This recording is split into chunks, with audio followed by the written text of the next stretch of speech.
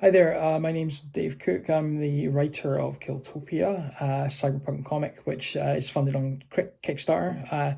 So I've done 9 Kickstarter campaigns now, and they've all been successful and not without their challenges and whatnot. There's a lot of on your feet thinking that goes into a Kickstarter. You need to really just dive into one to learn what it feels like to run one, right? You could read up a lot of guides about how to run a Kickstarter, all the building blocks that you need for a good campaign page and things like that. But to really, you really need that hands-on experience to genuinely understand and appreciate what they're like to manage. But of course, nobody wants to dive into a Kickstarter campaign that's kind of half baked, and nobody wants to fail, right? Although fail, I think, is a difficult word around Kickstarter, because even if your campaign fails, so to speak, you can still just run it again, right? It's not a definitive thing. If you fail, you can dust yourself off and try again. But a lot of people do ask me to look over their Kickstarter campaigns and just ask me, what should I do? How should my page look and things like that? And there's no magic bullet answer to these things, but again, there are sort of rules of thumb that you can follow that I can sort of explain here. But really, it's just kind of tweaking the formula. I mean, the platform itself evolves over time. There's new features. Everything down to like the sentiment of the audience, the paying audience, changes over time. Like what they expect from creators is always changing too. So yeah, it's not something that stands still. You always do need to kind of look at what's going on out there and observe kind of what's happening in the marketplace on the platform itself. So yeah, there are a few rules of thumb which I think will help see you through, but by and large, it's not something to rest on. Always be kind of looking at what's out there, and back campaigns yourself. Have a look at how other people run their campaigns and the kind of rewards they offer, stuff like that is very helpful. I would highly recommend that too. So I guess I'll just start with the rules of thumb at first. I mean, of course, every good Kickstarter campaign, the campaign page rather, should always convey what the project is. So it's like, what is the comic? What is it about? Don't make it too long-winded. Don't give the people viewing the page the entire story, up front, because then you've removed all the intrigue, and you've explained everything to them, so it's not no longer appealing potentially. So give it treat like an elevator pitch. Say if someone were to come up to you at a Comic Con, if you were tabling at a Comic Con and say, what's your comic about? Treat it like that. Because when you think my background is in digital marketing and SEO, search engine optimization, stuff like that. So I know that attention spans online are really short, right? So you need the way that I format my pages are, big comic cover at the top, nice hero image just to lead the eye into the page, and you need to really put that's like your shot front, that image, right? That big, powerful, impactful image. Then they can read more about the base level synopsis, so the short version. What is the series about, or the issue about? Keep it kind of short, keep it kind of brief. With my comics, it's this comic is about this. These are the kind of basic things that you'll see in the story. And then what I always do is then I'll maybe show some more artwork. Then I have a section below that called "Will You Like This Comic?" And that's where I mention things that have inspired the comic, or that can be you can draw parallels between it. So, for example, with Killtopia, I said things like, you will like this comic if you enjoy old school manga and anime, like Akira, Ghost in the Shell, stuff like that. Cyberpunk movies, Blade Runner, that kind of thing. And also Japanese action video games, which is tonally correct. That the sort of tone of the series is quite brash. It's very over the top and kind of abstract and kind of weird, kind of like games like No More Heroes, Bayonetta, Vanquish, those were all big drivers for the tonal direction of the series. So the reason I do that is because like people can say, oh, I like 5 or 6 of these things. I'm gonna read on them. They've kind of got my interest, right? You see this at Comic Cons as well. People come up to your table and say, what's your comic about? And then you say something like another IP. Or if you were to say, oh, it's a cyberpunk comic, they'll go, oh, well, like Akira. And then you're like, yes. It just helps them sort of understand, like, okay, this is something I'm going to be into. Then below that, maybe like 1 or 2 more images from the book. Then a longer synopsis. Because if they've read this far, the chances are they're going to keep on reading. They're invested, right? So then you can do the more long-winded, this is what this issue is about. Here's some of the things you can expect from the story.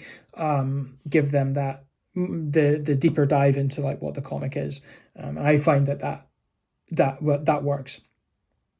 Then you go into things like some reviews that we've got. Of course, if you don't have reviews already, don't sweat it. Our first campaign didn't have any reviews either, so that's fine.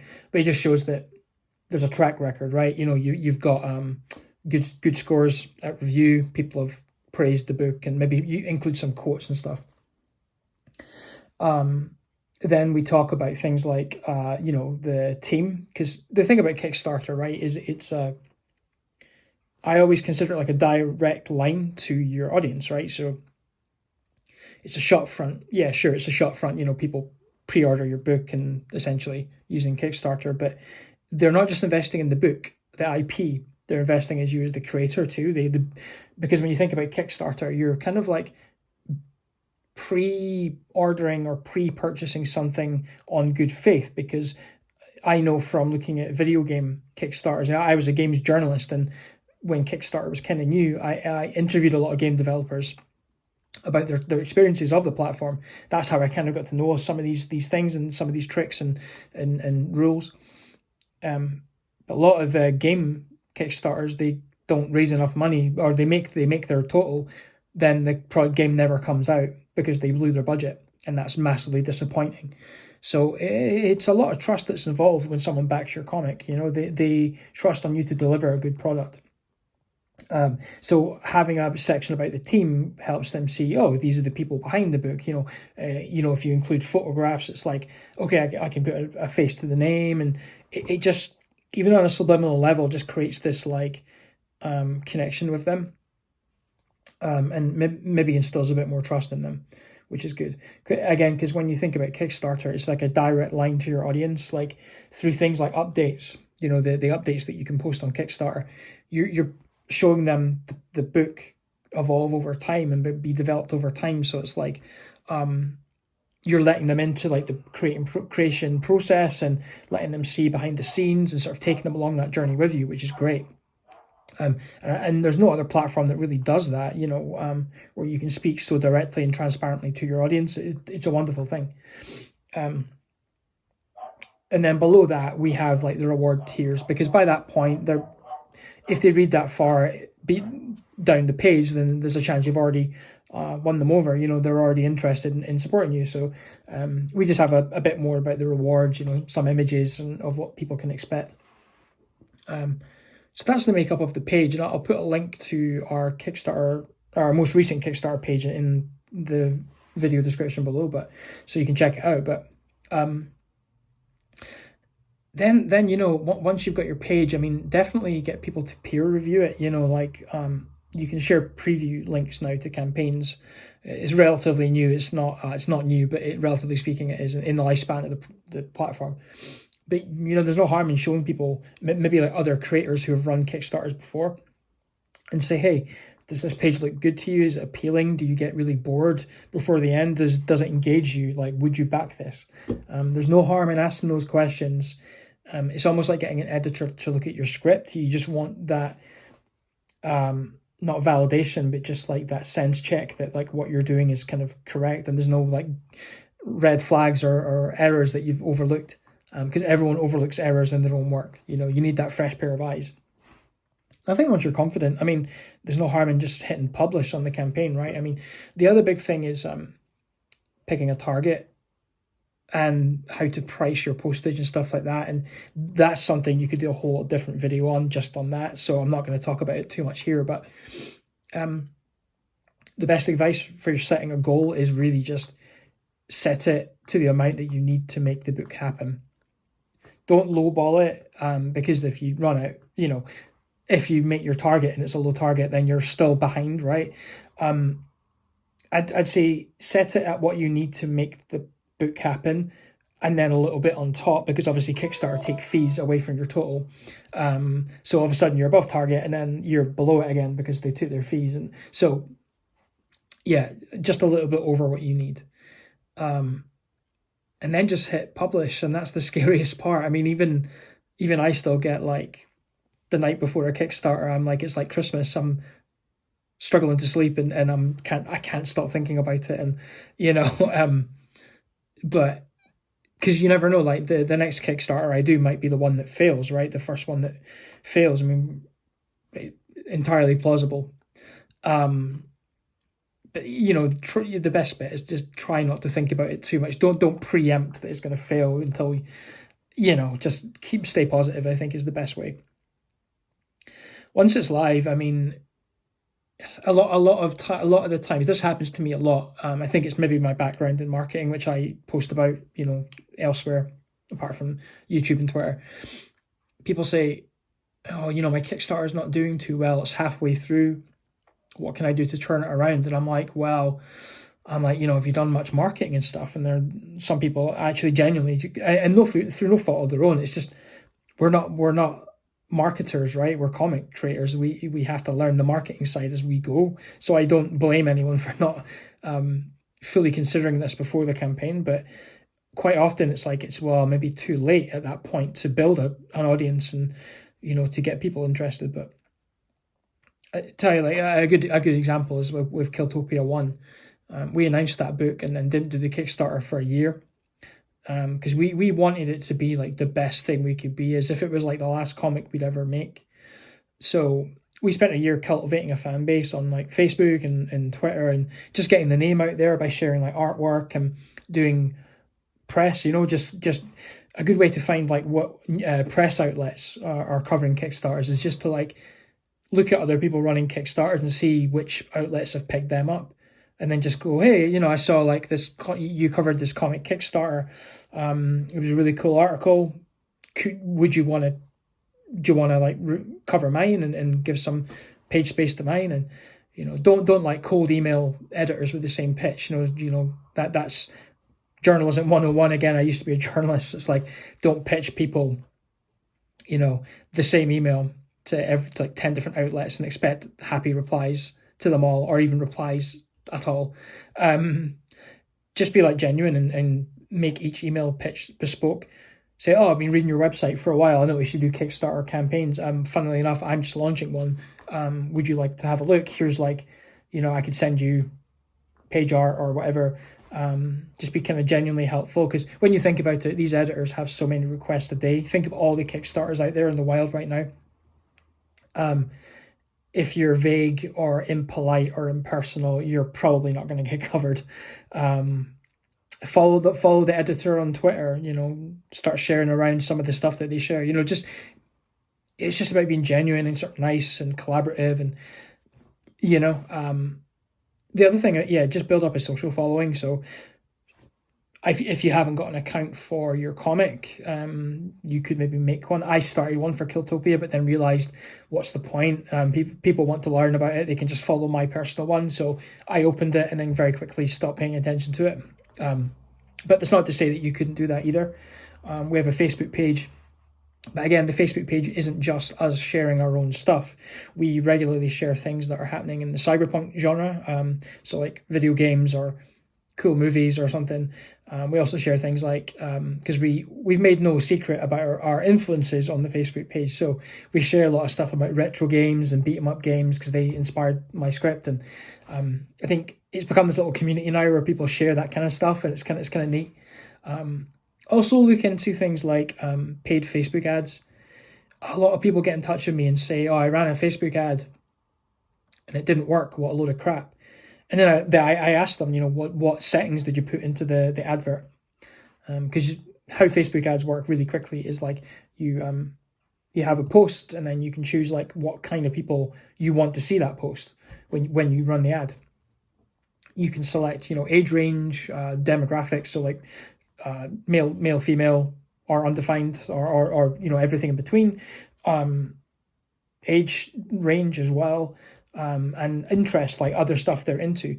Now, the person I was talking about there in that example, that their Facebook ad didn't work. They were like, oh, I just made like everyone who liked this genre in the world, and it said it was going to get me 35 million average audience size, and then I only got like 100 likes, and I'm like, that's not bad, because you've gone so vague that how many of those 35 million people are actually going to be interested in your kind of book, or care enough? Probably not a lot. 100 clicks isn't bad, right? That likes is not that bad. I've run ads before, spent a $5, targeted people who like Akira in the UK, the age range of people that probably like Akira, right? So 40s downward to like 20 something, right? That's probably a fair assumption. And maybe got 10 likes. Not a lot, but I tell you what, those 10 likes were good quality likes, because I know that those people are into Akira and they're in my target audience. So they're more likely to stick around and genuinely get involved in my posts and the discussions. And it's the quality of likes that you want, not the quantity, is what I'm trying to say. Trial and error though. I do loads of posts that fail. But you just have to keep on chipping away. As demoralizing as failure can be, you just have to keep on trying. Now, so I guess like the last thing I want to talk about really is just like the state of play of Kickstarter right now. So we're in crazy times, right? The pandemic has changed a lot of things. Brick and mortar comic shops are not as appealing to a lot of people now. Of course, everyone who wants to support comic book shops is doing so by still going to the shops to buy their regular pull list, whatever. But that's not possible for everyone, right? Not everyone can drive if they live far away from a comic book shop. So, or they don't feel safe doing it, right? Which is understandable. So what you probably find is a lot more people buying stuff online and probably backing more Kickstarters because it's digital. It's a digital platform, right? Digital marketplace. So going into the most recent Kickstarter I did, I was really worried that the party was over, right? Nobody wanted to spend money on Kickstarter because the economy's in a bad state, and just the way the world is. But the opposite was true. It was another way for people to buy content, which it still worked out, which was great. What I found though, it's a really recent trend, is this whole thing about cross promotion. That has become really important now. My early campaigns, I used to get a lot of people who said, they send me a message over Kickstarter, say, hey, I'm running a Kickstarter as well. I really like your book. Do you want to share mine on my page? I can share your campaign on my page if you share mine on yours, like cross-sharing each other's campaign. And I think at the very start, I viewed it with a degree of skepticism at the very, very start, right? So years ago, my very first campaign, because you look at some pages and your Kickstarter is doing quite well, and the person getting in touch with you has like 10 backers. Back then, and perhaps I was a bit naive about the whole thing, I probably would have gone, well, I'm not going to get much value from your 10 backers. And that hands in the air, that was the wrong way to think about it. Because it's about building connections, right? We're all creators, we're all working together, we're all rising together and helping each other, right? Like why wouldn't I do that? In subsequent campaigns in recent years, I've shared Kickstarters that were kind of low backer counts, not that really far from the goal. But hey, it's nice to be nice and helpful, right? You give it back and you help people out, and it comes back around. And so my mindset was in the wrong place in that first campaign. I also think it was because you do get a lot of scams on Kickstarter, and I think at the very start I was overly cautious of people getting in touch. You'll see this if you ever on a Kickstarter. You get people saying like, hey, we'll get your Kickstarter in front of like 10,000 people by sharing it on Facebook groups for you if you give us money. Just do it yourself. You don't need other people to do that for you, right? And I actually did this once as a test. I gave like this company, I think it was like 20 quid. And they were like, oh, we're going to share it on these Facebook groups, and they're Facebook groups dedicated to Kickstarter campaigns, and they're set up to look like communities where people just share interesting Kickstarters. Now, whether they're genuine or not, there's not a lot of people actively getting involved in them. They posted my campaign on like a few of these groups, and I mean, it was a negligible amount that I got back. I probably didn't even make the 20 quid back, to be honest. So it's like, just be wary. Anything you can do yourself for free, if someone offers you to do it for money, just decline it. If you can do it yourself, just do it. There's no need to do that kind of thing. So I think back then I was really skeptical because you get bombarded with these things, and I was like, well, this sounds a bit suspect or whatever. But now, yeah, cross promotion's big, right? So every week or sometimes twice a week of the campaign, I would do a big roundup post to say, hey, here's some interesting Kickstarters that I've backed that I also think you should check out. And it's just giving props, and I'd share that post on Twitter so other people could see these other creators and their great work. They'd retweet the post, and we'd all it's a nice thing to do, and you become a bigger part of the community. You become someone who's helpful, who supports other books. I mean, I've lost track of the amount of Kickstarters I've backed because if it wasn't for these people, these other creators backing me, my books wouldn't exist. So it's like, you just give it back. It's a nice thing to do, genuinely. In fact, being genuine is another thing. Like on Kickstarter, like I say, with the updates and things, you have a direct line to your, I don't want to say consumers because I hate that word, but the people that have taken a gamble on you by pre-ordering your book, right? It's a place to have an open dialogue with them, show them the process, actually tell them about yourself, and you just have to be genuine now because it's a transparent platform. So why wouldn't you be kind of nice and helpful and supportive? And that's my take on it. But the cross promotion thing is big. A lot of people do it now, and we saw a lot of backers off the back of it.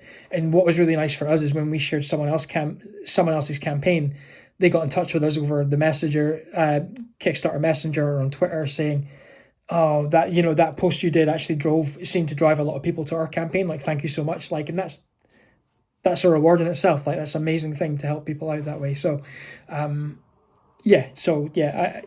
cross promotion is really big.